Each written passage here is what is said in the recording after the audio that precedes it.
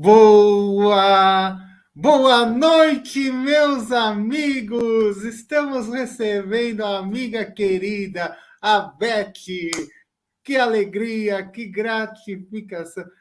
Muito obrigado, amiga querida. Muito bom revê-la. É uma alegria. E hoje o tema da noite, que a nossa amiga querida vai falar para a gente, a escravidão no Brasil, tema muito importante nos dias atuais, né? Eu acho que ainda deve ter, em alguns lugares, escravidão, não sei, posso até me enganar, né? Mas eu gostaria de pedir para minha amiga Beth, querida, né? Para ela iniciar, por favor, com uma prece, e no final a vibração e a prece. Bom, e, por gentileza, amiga querida, é com você. Mas antes, só um minutinho. Nós teremos a palestra do Outubro Rosa, dia 29 de outubro. Ainda estamos aguardando a, uma pessoa que vai nos apresentar, uma expositora que vai fazer essa palestra para nós. Então, 8 horas da noite, então não percam essa palestra. Estamos aguardando a pessoa nos dar o ok. Obrigado e, por gentileza, amiga, é com você. Então, muito boa noite, amigos. É uma satisfação, uma honra estar aqui. Agradeço muito esse convite. E então, pedindo ao nosso Pai Maior, ao nosso Mestre amado Jesus de Nazaré, aos mentores do SEAC, ao mentor Antônio, à espiritualidade amiga que acompanha essa tarefa, aos nossos mentores que nos ajudem a transmitir aquilo que pesquisamos, aquilo que estudamos, e possa ser útil para nós, para alguém, para o nosso crescimento espiritual. Agradecemos imensamente por todos os ensinamentos que chegam a nós através desses missionários tão valorosos que já passaram pelo nosso planeta. Obrigada, Senhor. Obrigada, Mestre Jesus. Obrigada, amigos queridos da espiritualidade. Então, a escravidão no Brasil tem um livro fantástico que cita um pouquinho da história da escravidão no Brasil. É um livro psicografado pelo querido Chico Xavier. O autor espiritual é Humberto de Campos e o livro é o tão famoso Brasil, Coração do Mundo, Pátria do Evangelho. Então, muita coisa aqui a gente tirou desse livro. E diz Humberto de Campos que Jesus determinou que raças humildes da África viessem para o Brasil nos séculos passados, para que houvesse a colaboração entre esses povos, sem atritos, sem violência. No século XV, os portugueses exploravam a costa da África, mas em 1550 começaram o tráfico negreiro, ou seja, a captura de escravos para serem trazidos à colônia, ao Brasil. Ismael, protetor do Brasil, ficou muito entristecido, né, diante de tantas atrocidades. E Jesus lhe diz, segundo Humberto de Campos, que o homem branco da Europa, naquela época, estava prejudicado por uma educação espiritual condenável e deficiente, porque o homem branco da Europa, né, no século XV, XVI, XVII, entregava-se aos prazeres, fugia dos trabalhos pesados da agricultura. Eles consideravam que o Brasil tinha um clima inóspito, eles falavam que era um clima pernicioso. Mas aí Jesus explica para Emmanuel que o homem tem a responsabilidade, tanto pessoal como coletiva, diante dos seus atos, ou seja, há o karma também de povos, de nações, e o nosso livre-arbítrio é limitado, porque a justiça divina dá a cada um conforme as suas obras. E aí Humberto escreve: os que praticarem o defando comércio, quer dizer, o tráfico negreiro, sofrerão igualmente o mesmo martírio nos dias do futuro, quando forem também vendidos e flagelados em identidade de circunstâncias. É o plantar e colher. E aí Humberto narra sucessivas provações que se abateram sobre Portugal ao longo da sua história. Eles espiaram a dor que impuseram aos africanos escravizados. Os escravos negros trazidos da África trouxeram lições de humildade. O Humberto escreve que imunizaram os espíritos contra os excessos do imperialismo e do orgulho injustificáveis das outras nações do planeta, dotando-se a alma brasileira dos mais belos sentimentos de fraternidade, de ternura e de perdão. Então, com a sua humildade, os escravos trouxeram muitos exemplos de ternura e de amor. E a escravidão só foi oficialmente extinta em 1888, com a assinatura da Lei Áurea. O Brasil foi o último país aqui das Américas a abolir a escravidão. Mas, segundo, né, os sociólogos, os historiadores, o sofrimento dos escravos, as injustiças que eles sofreram, continuaram após a abolição da escravatura, porque eles foram marginalizados, foram perseguidos, foram discriminados, o preconceito racial, o preconceito de classe. E aí a gente vê, vamos lá pesquisar o que diz a doutrina espírita sobre a escravidão. Allan Kardec pergunta para a espiritualidade na questão 829 do Livro dos Espíritos: haverá homens que estejam por natureza destinados a ser propriedades de outros homens? E os espíritos dizem que a escravidão é contrária à lei de Deus, porque toda a sujeição absoluta de um homem a outro homem é um abuso da força. E a escravidão vai desaparecer com o progresso, como dizem os espíritos, gradativamente, também desaparecerão todos os abusos. Então, a escravidão, não importa o motivo, é um grave desvio das leis de Deus. E Allan Kardec escreve lá no Livro dos Espíritos que a lei humana que consagra a escravidão, né, a lei humana que defende a escravidão, é uma lei antinatural, visto que assemelha o homem ao animal e o degrada moral e fisicamente. E a liberdade é um direito fundamental de todos os seres humanos. O Livro dos Espíritos foi publicado na França em 1857. É a obra basilar do Espiritismo, né? Nela é que está toda a filosofia, os princípios, os fundamentos da doutrina espírita. E como é que o Espiritismo chegou no Brasil, né? Porque a gente está falando de escravidão, será que os espíritas ajudaram a abolição da escravatura?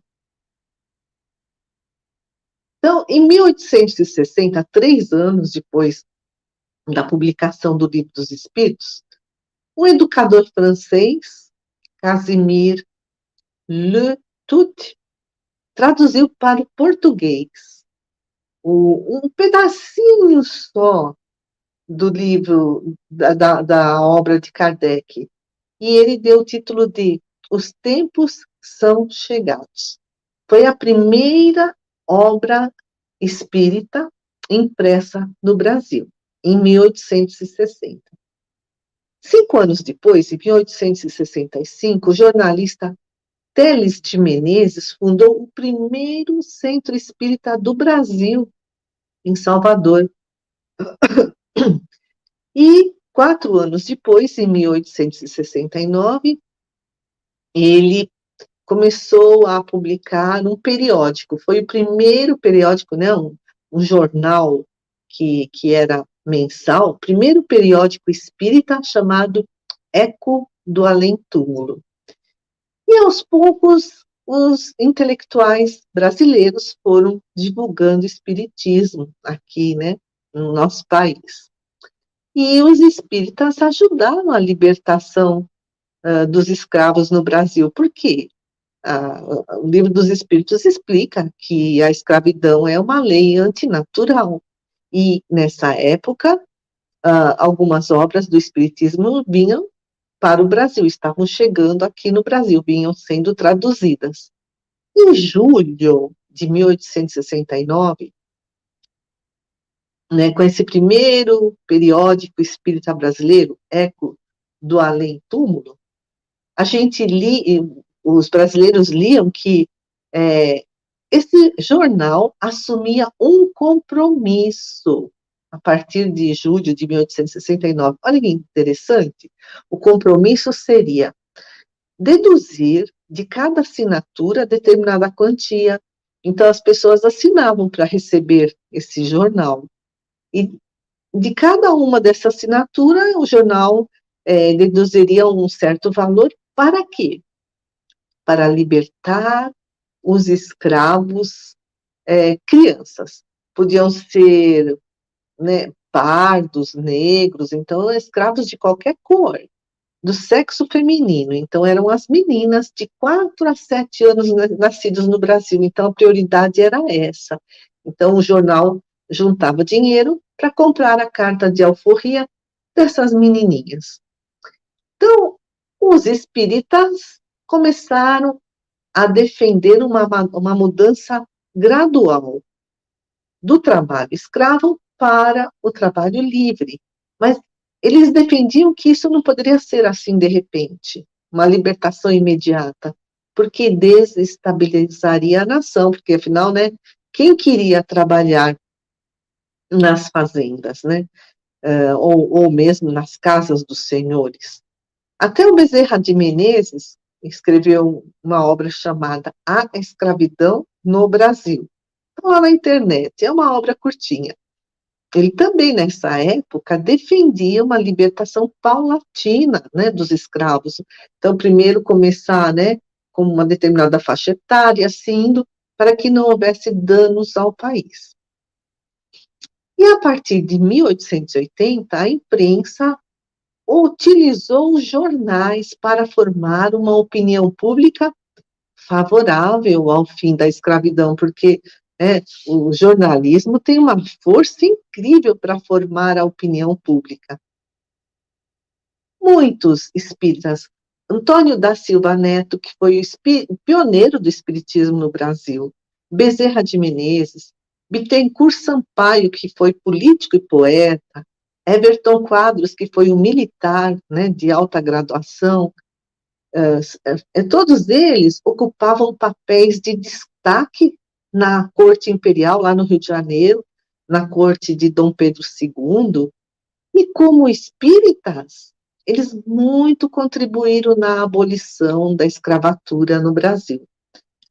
No final do século XIX, já a imprensa vinha se consolidando aqui no Brasil, se tornou um importante veículo de difusão de ideias.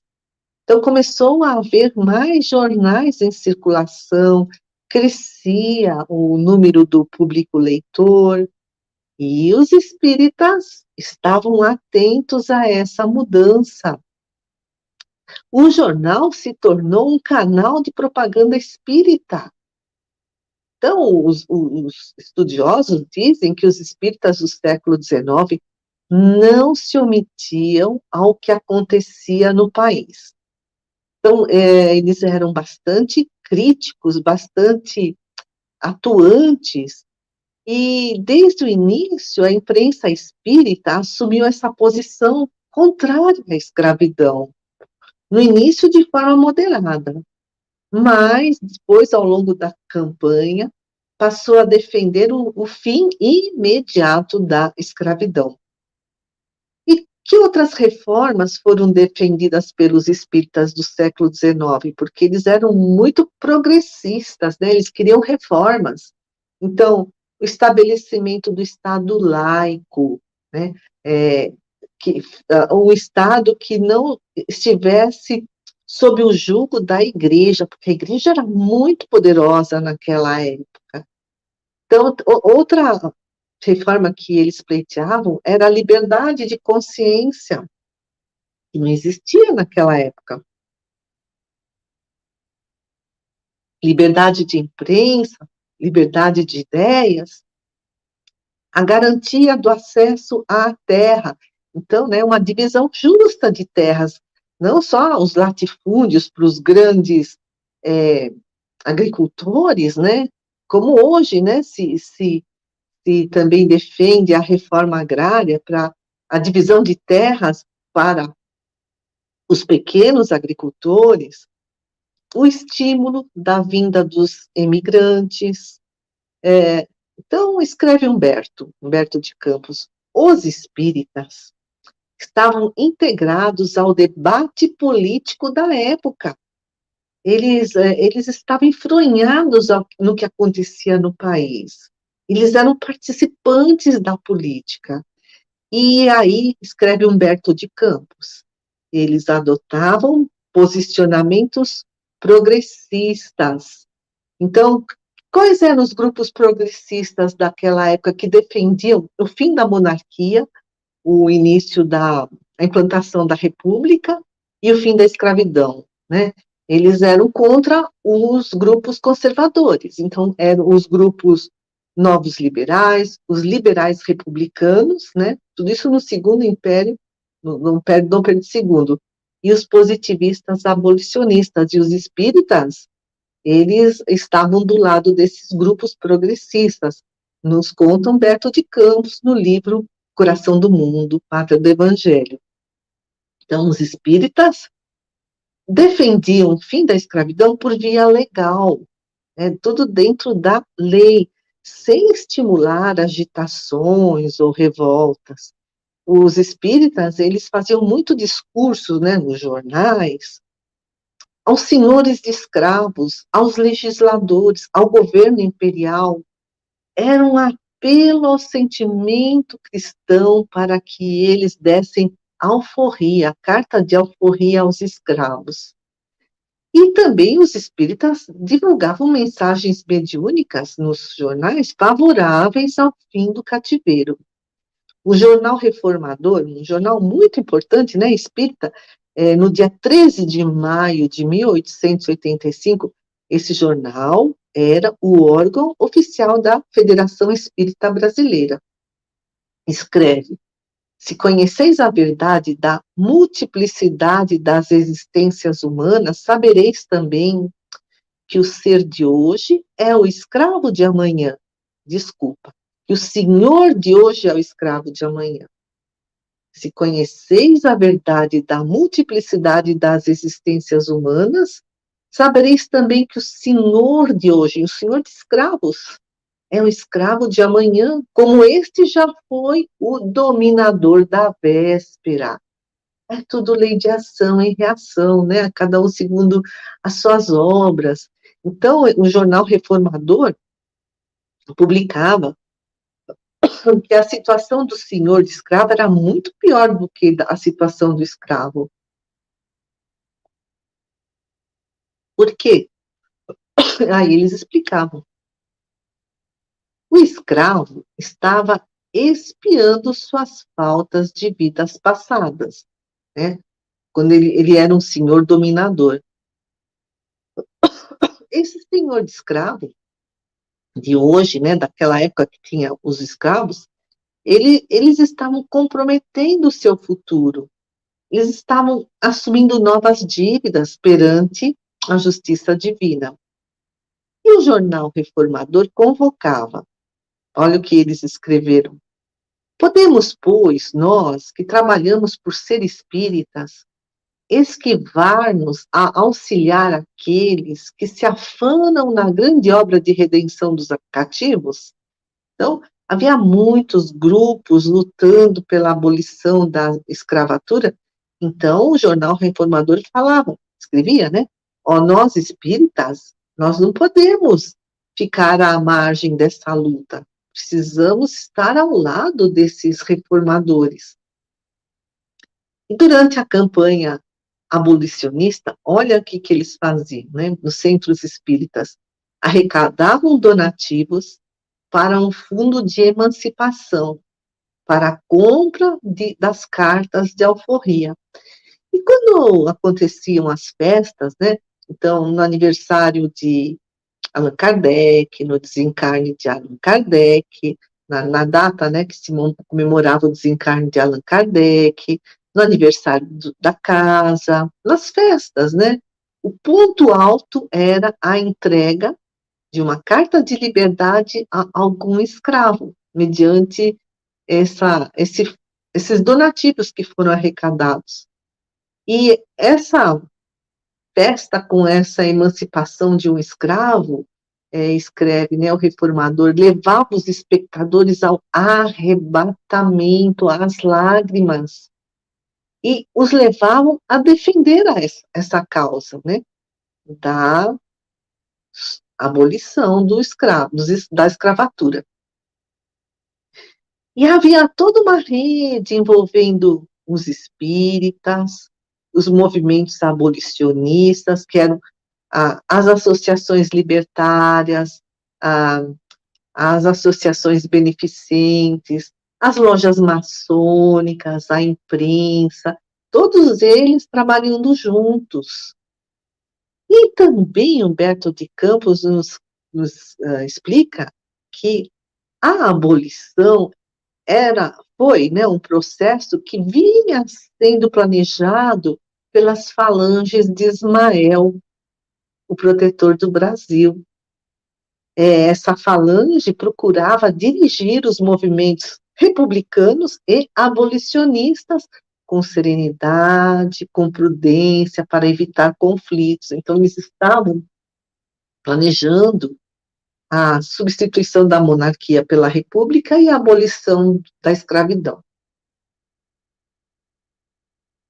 Aí Jesus escreve, né, fala para Ismael, um trecho aqui também que a gente lê no livro Coração do Mundo, Pátria do Evangelho, né? Brasil, Coração do Mundo, Pátria do Evangelho.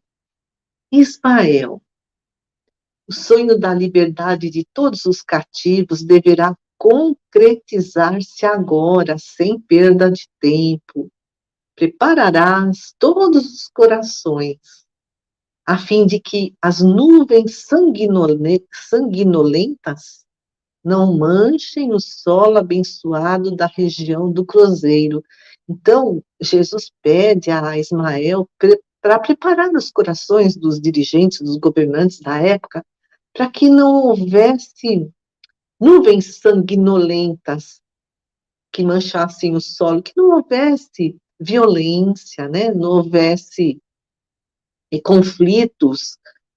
E aí Jesus fala para Ismael: todos os emissários celestes deverão conjugar esforços nesse propósito, e em breve teremos a emancipação de todos os que sofrem os duros trabalhos do cativeiro na terra bendita do Brasil. Então, para evitar, né, assim, choques, né, entre grupos com ideias diversas, para que não houvesse violência, então estava aí a postos Ismael e a sua falange. Então, Ismael articulou a abolição dos escravos. De que forma? Em 1871, a princesa Isabel sancionou a lei do ventre livre, que dava liberdade aos filhos dos escravos. Todos aqueles que nascessem a partir de 1871 já seriam livres, filhos de escravos brasileiros. Em 1888, Dom Pedro II foi afastado do trono. E, sob inspiração, né, de Jesus, quem conta é Humberto de Campos, a princesa Isabel escolheu o senador João Alfredo para organizar o novo ministério, e esse ministério foi formado por espíritos encarnados notáveis, pessoas, né, de bastante elevação espiritual.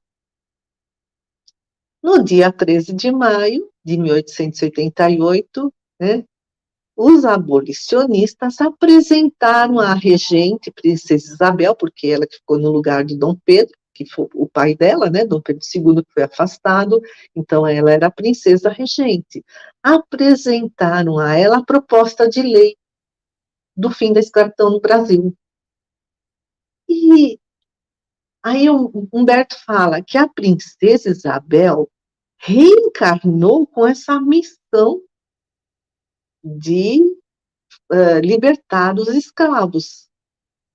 E aí, Isabel, cercada de entidades angelicais e misericordiosas, sancionou a Lei Áurea, sem hesitar, né, aboliu a escravidão no Brasil. E Humberto também relata a comemoração que houve no plano espiritual. Olha que lindo que ele escreve. Nesse dia inesquecível, toda uma onda de claridades compassivas descia dos céus sobre as vastidões do norte e sul da pátria do Evangelho. Ao Rio de Janeiro afluem multidões de seres invisíveis e se associam às grandiosas solenidades da abolição. Junto ao espírito magnânimo da princesa, né? Então ela era um espírito evoluído, junto ao espírito magnânimo, bondoso da princesa, permanecia Ismael. Olha que gostoso, né? Ismael do lado da princesa Isabel. Ismael, né? O maior protetor do Brasil, que cuida da nossa nação. Aí ele permanecia ao lado né, da princesa, dando a sua bênção generosa e alegre. Enquanto se entoavam hosanas de amor no grupo Ismael, e a princesa imperial sentia na sua grande alma as comoções mais ternas e mais doces. Enquanto, né, toda essa festa no céu, e a princesa Isabel sentindo a proximidade desse anjo, que é Ismael, nos diz Humberto, os sofredores, os pobres, recebendo a generosa dádiva do céu, iam reunir-se nas asas cariciosas dos sonos, quer dizer, os libertos, né? Iam reunir-se aos seus companheiros de imensidade, né? Então, desdobrados pelo sono, levando às alturas o preito do seu reconhecimento a Jesus, que, com a sua misericórdia infinita, lhes outorgara a carta de alforria, incorporando-se para sempre ao organismo social da pátria generosa dos seus sublimes ensinamentos. Então, os escravos libertos, conta aqui Humberto de Campos, no sono, eles se desdobravam e iam agradecer a Jesus pela sua libertação. Foram, oficialmente, 700 mil escravos que foram libertados. Aconteceu uma semana de comemorações no Rio de Janeiro. Esse acontecimento foi imensamente exaltado nas páginas do jornal Reformador, órgão da Federação Espírita Brasileira, né? Mas aí, o que aconteceu? Poucos anos depois da abolição da escravatura, mais da metade dos escravos tinham morrido, porque eles não tinham recursos, eles não tinham moradia, muitos caíram no alcoolismo, na criminalidade, na mendicância, né? Se tornaram mendigos. E a partir de então começaram a surgir as primeiras favelas. e as sequelas daquela época duram até hoje.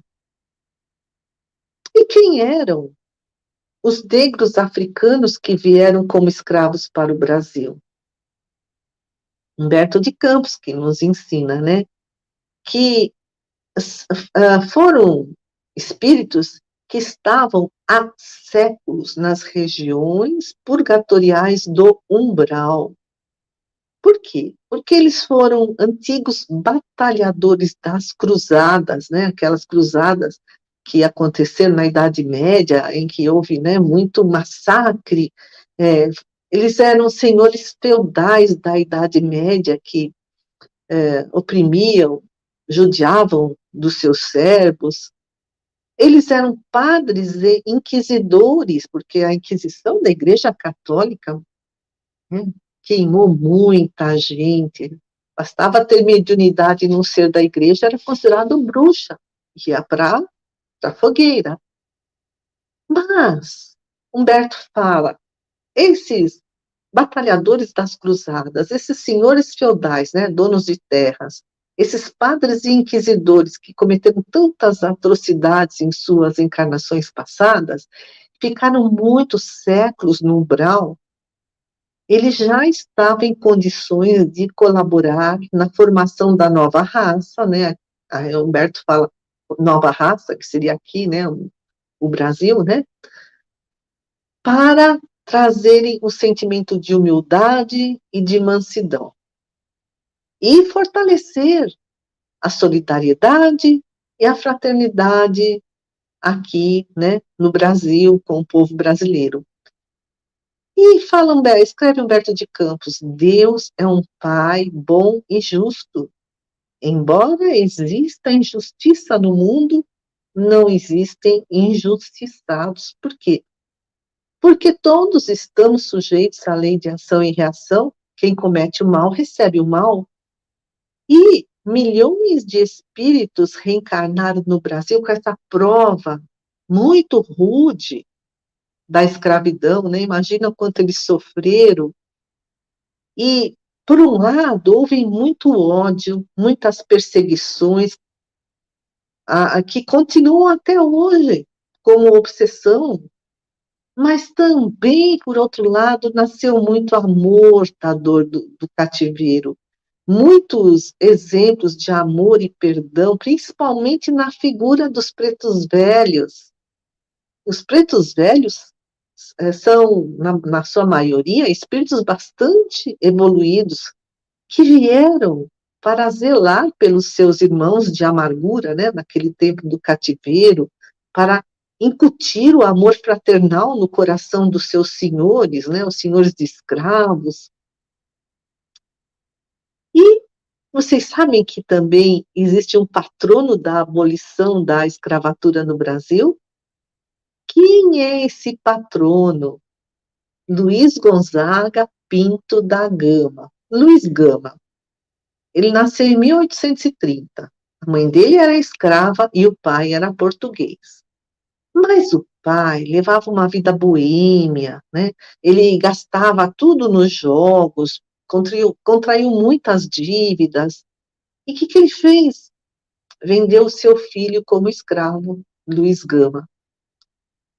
Mas o Luiz Gama acabou se tornando um orador, um jornalista, um escritor e um advogado autodidata.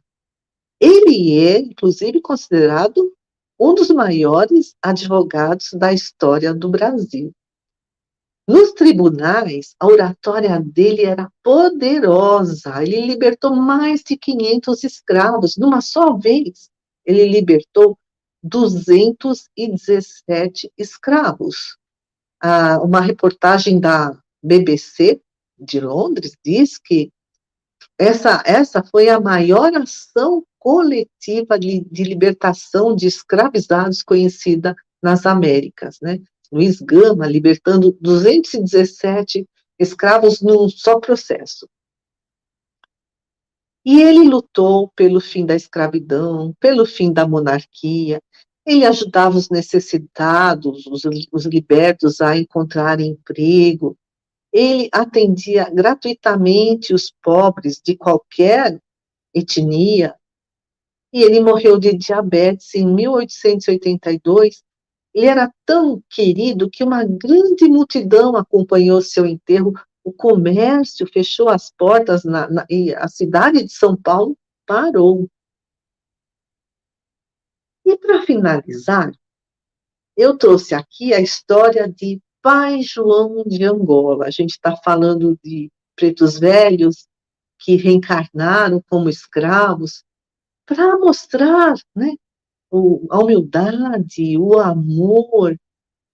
Então, Pai João de Angola é a reencarnação do espanhol Francisco Jiménez de Cisneros. O Francisco Jiménez de Cisneros nasceu em 1436 na Espanha, morreu em 1517. Ele foi cardeal Cisneros de uma da ordem franciscana. Ele era o confessor da rainha Isabel I, a católica, né, lá na Espanha, nessa época, né, século XV, século XVI. Ele chegou até a assumir a regência do trono temporariamente. Quando o rei Felipe de Habsburgo morreu, né, o marido da rainha Isabel, esse cardeal assumiu a regência do trono até que o sucessor, Fernando, voltasse de Nápoles. Aí o Fernando também morreu e o cardeal de Cisneros assumiu pela segunda vez a regência, naquela época chamava Castela, né, aquela região, até que um outro príncipe chamado Carlos voltasse da Espanha e assumisse o trono de Castela. Ele viveu 80 anos, tinha muita habilidade para governar. Ele contribuiu na formação do Estado espanhol. Ele reformou a vida religiosa, porque a vida religiosa havia caído num extremo relaxamento moral. Em 1499, ele fundou a Universidade de Alcalá de Henares, que tinha uma orientação humanista, olha, né, como estava avançado na sua época. Ele construiu a Santa Casa de Caridade, ele construiu um belo templo gótico que chama Catedral Magistral, onde ele está enterrado. E ele chegou até a submeter a igreja aos interesses da coroa. Ele foi o principal mentor da reforma religiosa na Espanha, unificou o país. Depois dos reis, ele era o homem mais poderoso da Espanha. Ele era da ordem franciscana, então ele sempre usava o hábito humilde dos franciscanos, né? Aquela roupa assim, marrom, né? E ele era inquisidor. Ele foi o terceiro inquisidor-geral de Castela, e como inquisidor, ele era impiedoso, implacável. Aqueles que eram considerados hereges eram severamente punidos. E agora, né, então ele reencarnou como escravo, como preto velho, ele foi um inquisidor. Agora ele está no plano espiritual agora, né? Então ele foi o cardeal no século XV, XVI, lá na Espanha, chamava-se Castela. Depois ele foi um escravo africano, um preto velho, e agora ele está desencarnado lá na pátria espiritual e escreve um livro chamado Fala Preto Velho, psicografia de Vanderlei Soares de Oliveira. Então, nesse livro, ele conta que ele foi o cardeal de Cisneros, reencarnou como escravo justamente porque ele tinha sido inquisidor na encarnação anterior, né? Um inquisidor cruel. Hoje, no plano espiritual, né, é um espírito evoluído, culto, que fala muitas línguas, mas se apresenta como um preto velho. Por quê? Ele mesmo explica. Para quebrar estereótipos. O que é estereótipo?